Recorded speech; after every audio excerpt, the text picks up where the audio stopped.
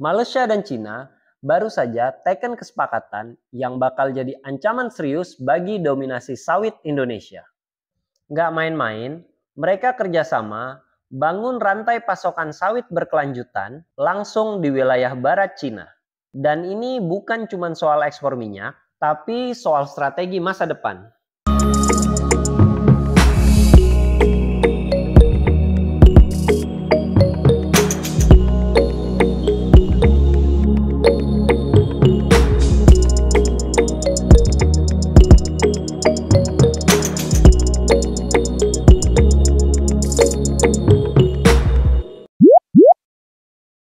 Wakil Menteri Malaysia, Chang Fong Hin, bilang mereka siap masuk ke Chengdu dan Chongqing, dua kota besar yang jadi pusat industri baru di Cina Barat.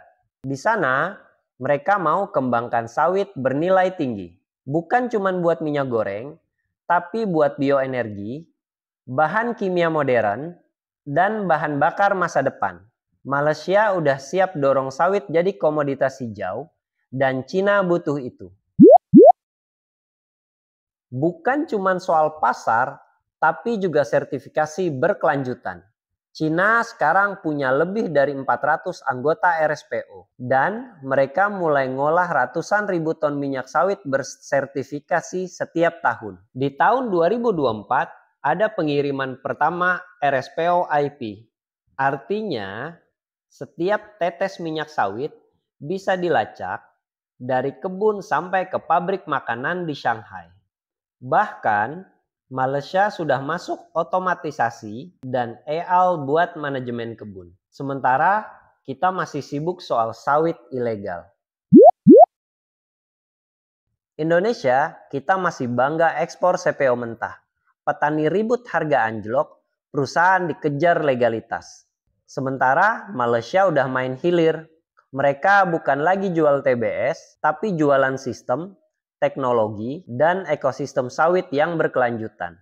Dan sekarang, mereka bergandengan tangan dengan negara dengan populasi terbesar kedua di dunia. Kalau kita nggak gerak sekarang, siap-siap, Indonesia akan jadi penonton di industri yang kita kuasai selama bertahun-tahun. Sawit bukan cuma soal minyak doang, ini soal geopolitik, soal masa depan ekonomi nasional. Jadi pertanyaannya, mau terus jualan mentah atau mau rebut panggung global lewat sawit berkelanjutan? Like, subscribe, aktifkan loncengnya untuk terus ngebongkar strategi sawit dunia. Biar kita nggak cuma jadi korban kebijakan, tapi juga jadi pelaku masa depan. Sampai ketemu lagi di video selanjutnya.